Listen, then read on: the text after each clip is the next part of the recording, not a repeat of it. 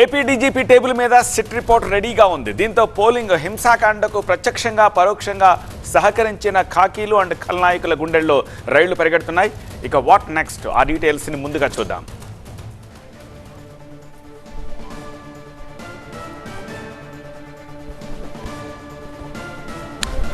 ఏపీలో అల్లర్లపై డీజీపీకి సిట్ నివేదిక ఇచ్చింది. కొన్ని ఎఫ్ఐఆర్లలో అదనపు సెక్షన్లు నమోదు చేసినట్టుగా తెలుస్తోంది. సస్పెండ్ అయిన అధికారుల స్థానంలో కొత్త వారిని నియమించారు. 5 డిఎస్పీలు, 5 సిఐలు, 2 ఎస్ఐల నియామకం జరిగింది. అందుకు సంబంధించిన ఉత్తర్వులు కూడా వెలువడ్డాయి. సిట్ చీఫ్ను కలిశారు వైసీపీ బృందం. ఏపీలో అల్లర్లపై సిట్ చీఫ్కు వైసీపీ బృందం సైతం ఫిర్యాదు చేసింది.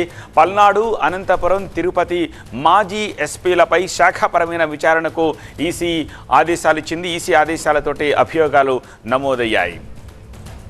తాడిపత్రి, తిరుపతి, చంద్రగిరి, మాచర్ల, నరసరావుపేటల్లో పర్యటనల ఆధారంగా ప్రాథమిక రిపోర్టు సిద్ధం చేసింది సిట్ బృందం. ఇప్పటికే నమోదైన అన్ని ఎఫ్ఐఆర్లు పరిశీలించారు సిట్ సభ్యులు.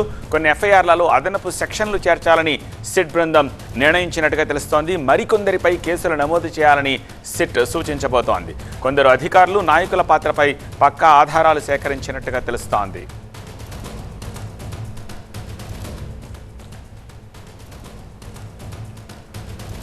ఎన్నికల హింసపై తాడిపత్రిలో సిట్ పర్యటించింది. రాళ్ల దాడిలో పాల్గొన్న నేతలు ఎవరనే దానిపై ఆరా తీసింది. అరెస్ట్ భయంతో అజ్ఞాతంలోకి వెళ్ళిందెవరు, నిందితులందరినీ అరెస్ట్ చేశారా లేదా, ఆ రోజు డ్యూటీలో ఉన్న పోలీసులను ప్రశ్నించింది సిట్ టీం.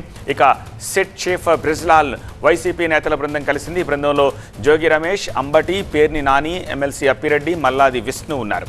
ఏపీలో జరిగిన అల్లర్లపై సిట్ చీఫ్కు వైసీపీ బృందం ఫిర్యాదు చేసింది.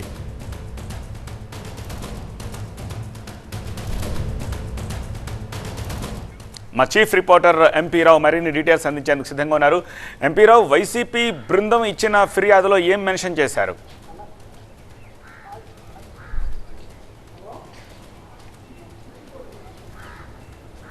అయితే మనకి ఇప్పుడు అందుతున్నటువంటి ఒక బ్రేకింగ్ చూసినట్లయితే ఈ సిట్ ఇచ్చినటువంటి ప్రాథమిక నివేదికకు సంబంధించి డీజీపీ కార్యాలయం నుంచి ఒక ప్రెస్ నోట్ కూడా రిలీజ్ చేశారు. మొత్తం ఎన్ని కేసులు నమోదయ్యాయి, ఎంతమందిని ఐడెంటిఫై చేశారు అనే దానికి సంబంధించి ఇప్పుడు ఒక నోట్ కూడా ఇచ్చారు. అది ఒకసారి ఆ నోట్ని మనం పరిశీలించినట్లయితే మొత్తం 33 కేసులు నమోదైనట్లుగా కూడా సిట్ ఇచ్చినటువంటి నివేదికలో, డీజీపీకి ఇచ్చినటువంటి నివేదికలో పొందుపరిచారు. ఈ 33 కేసుల్లోనూ కూడా పల్నాడు జిల్లాలోనే 22 కేసులు, మొత్తం 3 అసెంబ్లీ నియోజకవర్గాల్లో, పల్నాడు జిల్లాలోని 3 అసెంబ్లీ నియోజకవర్గాల్లో 22 కేసులు నమోదయ్యాయి. అది కూడా 8 పోలీస్ స్టేషన్ల పరిధిలో 22 కేసులు నమోదయ్యాయి. అలాగే అనంతపురంలో 7 కేసులు, ఒక అసెంబ్లీ తాడిపత్రి అసెంబ్లీ నియోజకవర్గం పరిధిలో 7 కేసులు నమోదు చేసినట్లుగా కూడా సిట్ తన నివేదికలో పొందుపరిచింది. అలాగే తిరుపతి, తిరుపతికి సంబంధించి 4 కేసులు, 2 అసెంబ్లీ నియోజకవర్గాలు, తిరుపతి, చంద్రగిరి అసెంబ్లీ నియోజకవర్గాలకు సంబంధించి 2 కేసులు నమోదు చేసినట్లుగా కూడా సిట్ ఇచ్చినటువంటి నివేదికలో పొందుపరిచింది. మొత్తంగా అయితే నెంబర్ ఆఫ్ కేసెస్ మొత్తం 3 జిల్లాల్లోనూ కలిపి మొత్తం 33 కేసుల్లోనూ 1370 మంది నిందితులను గుర్తించారు. పల్నాడు జిల్లాలో 581 మంది నిందితులను గుర్తించారు. అలాగే తిరుపతి జిల్లాలో 61 మందిని, అనంతపురం జిల్లాలో 728 మంది నిందితులను గుర్తించారు. మొత్తంగా అయితే ఈ ఘర్షణల్లో, ఎన్నికల తర్వాత జరిగినటువంటి హింసలో 1370 మంది నిందితులను గుర్తించినట్లుగా కూడా సిట్ డీజీపీకి ఇచ్చినటువంటి నివేదికలో పొందుపరిచారు. అయితే ఇంత పెద్ద ఎత్తున నిందితులను గుర్తించినప్పటికీ కూడా ఇప్పటి వరకు కూడా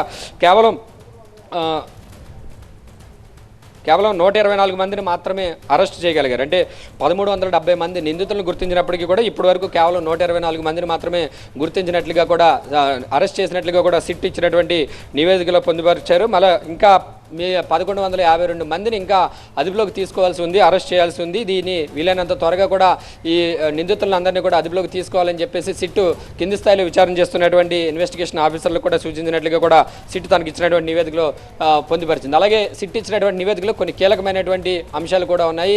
పోలింగ్ తర్వాత జరిగినటువంటి హింసాత్మక ఘటనలు చాలా సీరియస్ ఘటనలుగానే చూడాలి. అయితే అక్కడ నమోదు చేసినటువంటి సెక్షన్లు మాత్రం, అక్కడ ఎఫ్ఐఆర్లు 33 కేసులకు సంబంధించి ఎఫ్ఐఆర్లు కూడా నమోదు చేశారు.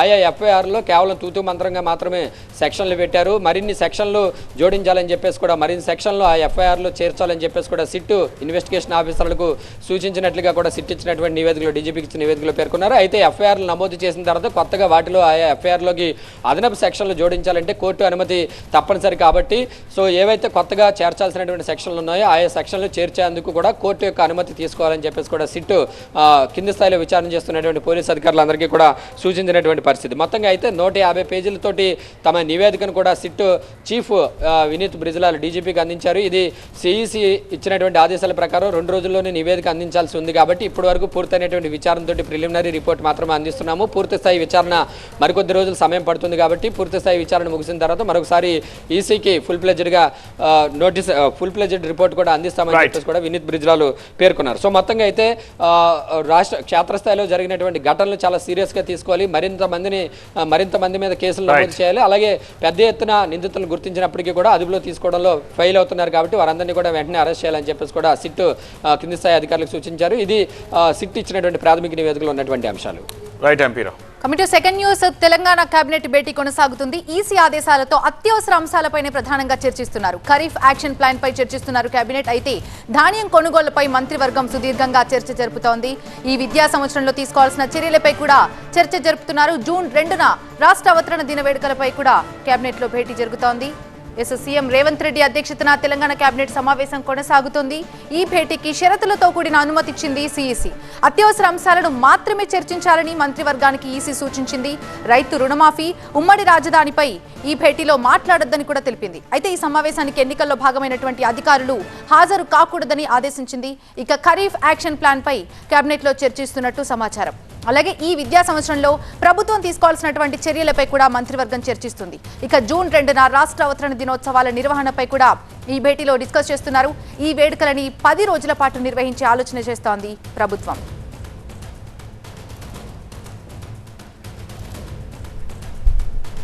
తెలంగాణ కేబినెట్ భేటీ ఇంకా కొనసాగుతుంది. అయితే మొన్న ఈసీ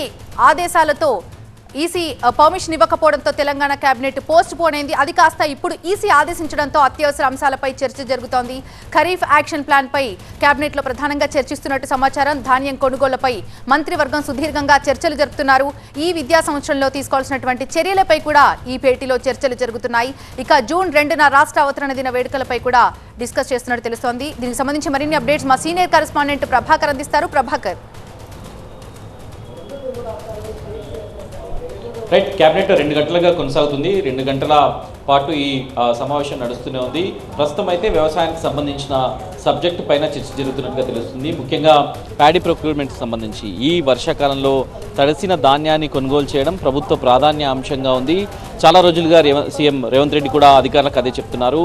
సో తడిసిన ధాన్యం ఎక్కడైతే ఏ జిల్లాలో అయితే ఎక్కువగా ఆందోళనలు జరిగాయో దీనిపైన ఎక్కువగా ఆందోళనలు జరిగాయో వాటిని ఐడెంటిఫై చేయడం, ప్రతి గింజను కూడా తడిసిన ధాన్యాన్ని కొనుగోలు చేసేలా చర్యలు చేపట్టాలని అధికారులకు ఆదేశాలు ఇచ్చారు సీఎం. దాంతో పాటుగా ఆ డేటాను కూడా కలెక్ట్ చేయాలని చెప్పినట్లుగా తెలుస్తుంది. ఎక్కడెక్కడ తడిసిన ధాన్యం ఉంది, దాన్ని ఏ రకంగా మళ్ళీ దాని యూసేజ్కి వస్తుంది అనే దానిపైన కూడా చర్చ జరిగినట్లుగా తెలుస్తుంది. దాంతో పాటుగా ఖరీఫ్ యాక్షన్ ప్లాన్కు సంబంధించిన చర్చలు, ఖరీఫ్ యాక్షన్ ప్లాన్లో తీసుకోవాల్సిన చర్యలపైన, దానికి సంబంధించి సాగునీటి ఎంత ఉంది, సాగునీరు అందుబాటులో ఉందా లేదా, ప్రాజెక్టులకు సంబంధించిన డీటెయిల్స్ ఇవన్నీ కూడా ఖరీఫ్ యాక్షన్ ప్లాన్లో భాగంగా తీసుకుంటున్నారు. దాని తర్వాత అకాడమిక్ ఇయర్ ప్రారంభమవుతున్న నేపథ్యంలో విద్యాశాఖ పైన కూడా కొన్ని నిర్ణయాలు తీసుకోవాల్సి ఉంది. సో దానికి సంబంధించి చర్చ కూడా ఉంది. సో కొంత సుదీర్ఘ భేటీ ఉండే అవకాశం అయితే కనిపిస్తుంది. ఎందుకంటే చాలా రోజులు ఎలక్షన్ కోడ్ వల్ల గత 2 నెలలుగా క్యాబినెట్ భేటీ కాలేదు.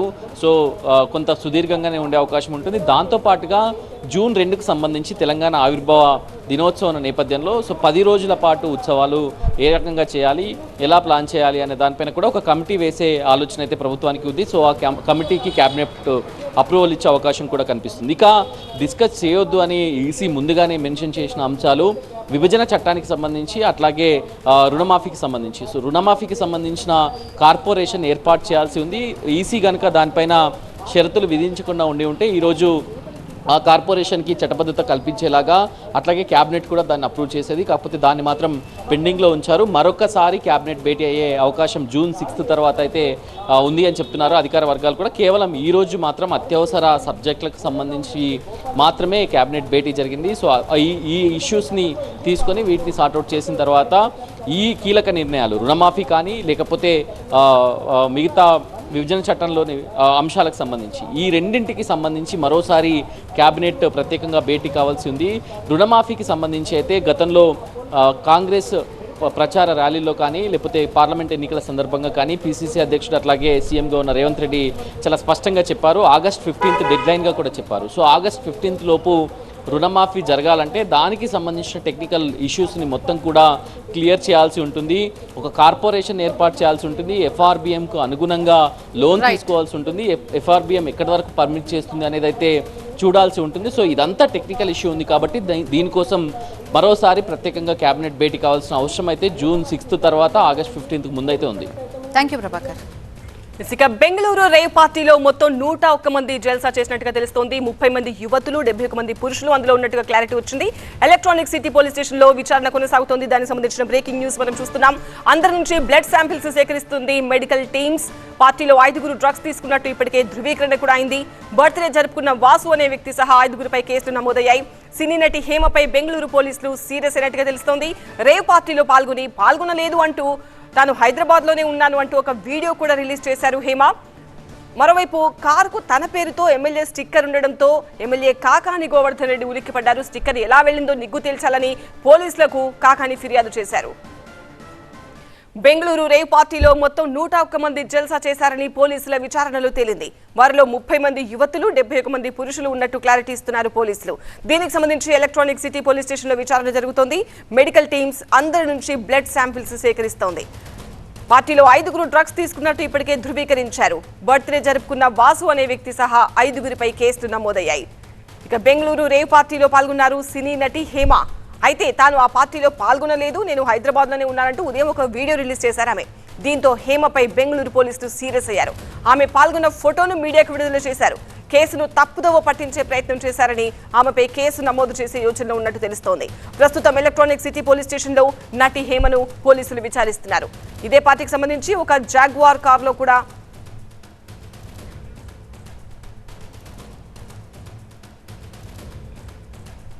అక్కడ మరి ఎవరున్నారో ఏమో నాకు తెలియదు.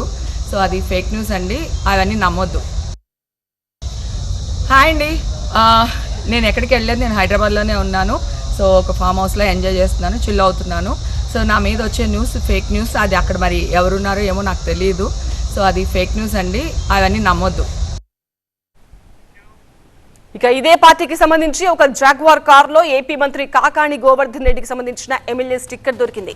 అయితే తనకు ఆ కారుకు సంబంధం లేదని ఉదయం క్లారిటీ ఇచ్చారు కాకాని. తన పేరుతో స్టిక్కర్ ఎలా వెళ్లిందో తేల్చాలని పోలీస్ స్టేషన్లో ఫిర్యాదు చేశారు.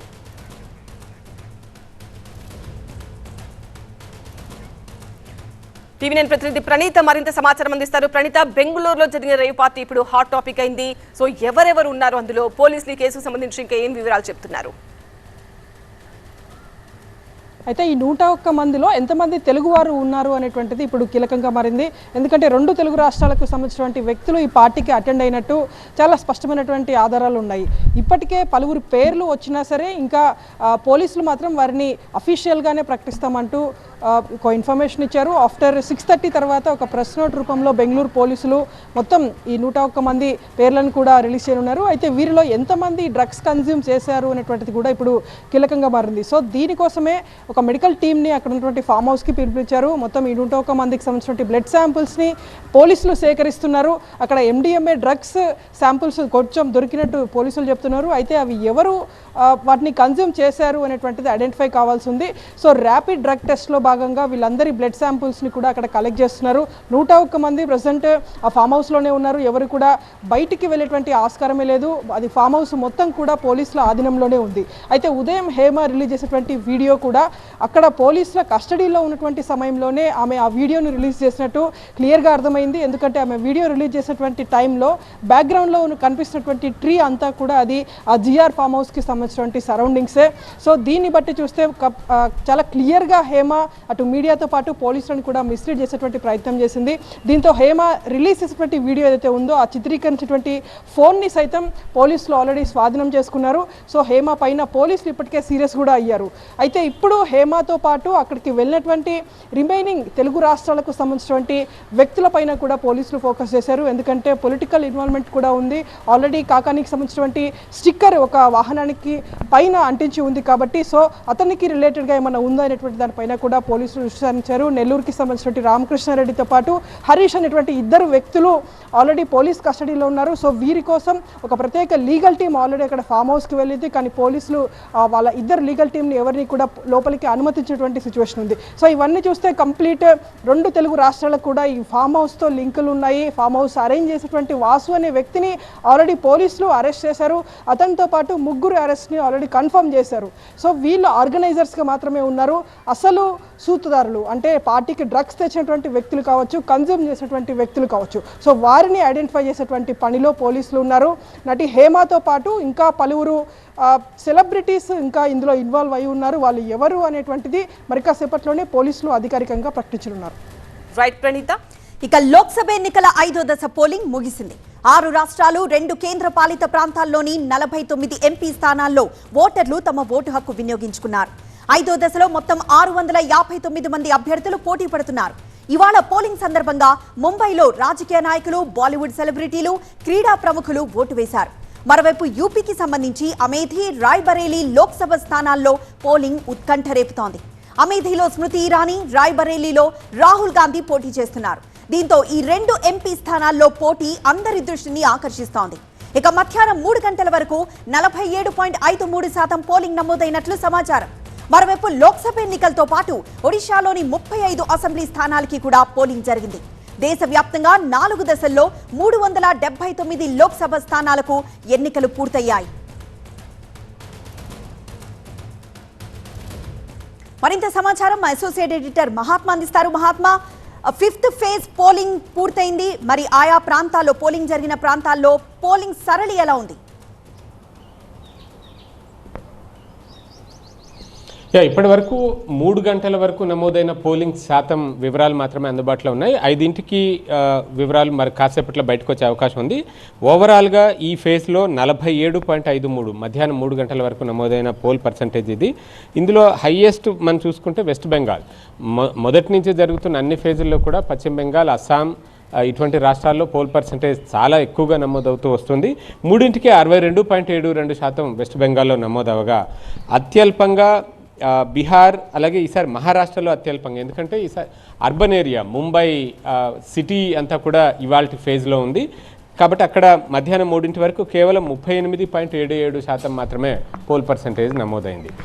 ఈ విడతలో దేశవ్యాప్తంగా ఇందాక చెప్పినట్టుగా 6 రాష్ట్రాలు 2 కేంద్రపాలిత ప్రాంతాల్లోని 49 లోక్సభ నియోజకవర్గాల్లో పోలింగ్ జరుగుతుంటే అందులో ఉత్తరప్రదేశ్లో 14 ఉన్నాయి. ఆ తర్వాత స్థానంలో మహారాష్ట్రలో 13 నియోజకవర్గాల్లో ఇవాళ పోలింగ్ జరుగుతుంది. అలాగే బెంగాల్లో 7, ఒడిశాలో 5 నియోజకవర్గాలతో పాటుగా ఒడిశాలోని 35 అసెంబ్లీ నియోజకవర్గాలకు కూడా, ఎందుకంటే అక్కడ అసెంబ్లీ కమ్ లోక్సభ రెండింటికి కలిపి ఆంధ్రప్రదేశ్ తరహాలోనే పోలింగ్ జరుగుతుంది. అయితే ఒకే ఏక విడతలో కాకుండా అక్కడ విడతల వారీగా పోలింగ్ జరుగుతున్న నేపథ్యంలో ఇప్పుడు అసెంబ్లీలో 35 స్థానాలకు ఇవాళ పోలింగ్ జరుగుతోంది. అయితే అక్కడ కొన్ని మావోయిస్టు ప్రభావిత ప్రాంతాలు ఉన్నాయి కాబట్టి వాటిని సెన్సిటివ్, హైపర్ సెన్సిటివ్ పోలింగ్ స్టేషన్లుగా వర్గీకరించారు ఒడిశాలో ఉన్న వాటిని. వెస్ట్ బెంగాల్లో ఉన్న 7 లోక్సభ నియోజకవర్గాల్లో చాలా వరకు సమస్యాత్మకమైనవిగా గుర్తించారు. గతంలో జరిగిన హింసను దృష్టిలో పెట్టుకుని అక్కడ ఎన్నికల సమయంలో పరస్పరం రాజకీయ పార్టీల కార్యకర్తల మధ్య ఘర్షణలు చోటు చేసుకోవడం, అవి హింసాత్మకంగా మారడం అన్నవి గతంలో చోటు చేసుకుని వాటిని దృష్టిలో పెట్టుకుని ఆ రకమైన కేటగిరైజ్ చేసి దానికి తగ్గట్టుగా సెంట్రల్ పారామిలిటరీ ఫోర్సెస్ తోటి భద్రతను కల్పించారు. అలాగే ఇవాల్టి విడతలో పోటీ చేస్తున్న రాజకీయ ప్రముఖుల్లో రాహుల్ గాంధీ ఒకరు. ఆయన 2019 తరహాలోనే 2 నియోజకవర్గాల్లో పోటీ చేస్తూ వచ్చారు. 2019లో అమేఠీ, వాయనాడ్లో పోటీ చేయగా ఈసారి రాయ్బరేలీ, వాయనాడ్లో పోటీ చేశారు. వాయనాడ్ సెకండ్ ఫేజ్లోనే పోలింగ్ కంప్లీట్ చేసుకుంది. ఇప్పుడు రాయ్బరేలీ ఇవాల్టి ఫేజ్లో ఉంది. ఆ పక్కనే ఉన్న అమేఠీ కూడా ఇవాల్టి ఫేజ్లో ఉంది. రాయ్బరేలీ నుంచి ఇంతకాలం పాటు సోనియా గాంధీ ప్రాతినిధ్యం వహిస్తూ వచ్చారు. కానీ ఈసారి ఆమె ప్రత్యక్ష ఎన్నికలకు దూరమై రాజస్థాన్ నుంచి రాజ్యసభకు ఎన్నికై పెద్దల సభలో అడుగుపెట్టారు.